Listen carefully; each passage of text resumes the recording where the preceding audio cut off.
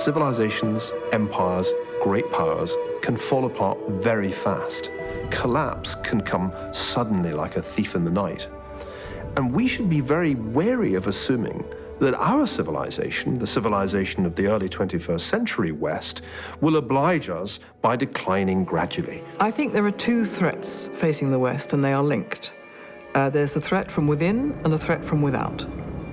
And the threat from without is made much more threatening by the threat from within.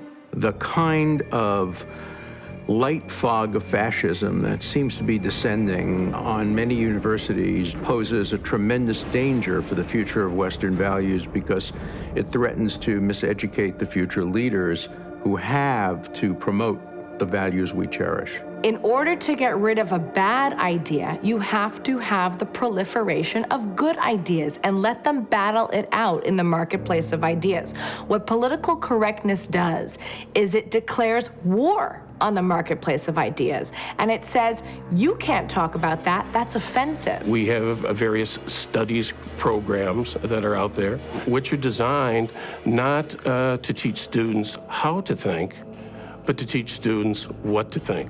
We're going to go back through history, and we're going to pick winners and losers according to our own particular passing value system. And now that passing value system is race, class, and gender. And maybe it won't be tomorrow or the next day, but we're going to rename things. We're going to Trotskyize art.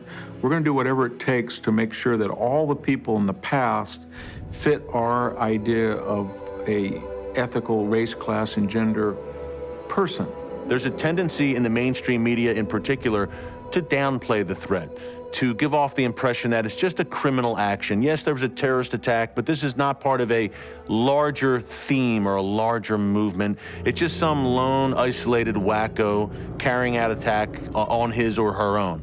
Muslims who are Islamists, who believe that society should be governed under Islamic law, that is Sharia, are not tolerant of the religions of others or the lack of religion. Even though we in the West want to say, look, it's not a holy war, this is not a Christian, Jewish, Muslim conflict, many, many, many Muslims, even though they're a minority of the Muslim world, I mean, these are millions of people, see the world and the future in exactly those terms. It's not about left or right, it's about all of us.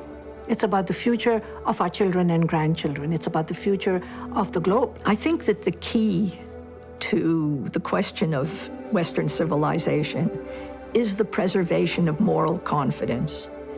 Does one have it? Do you feel it? Can you articulate it?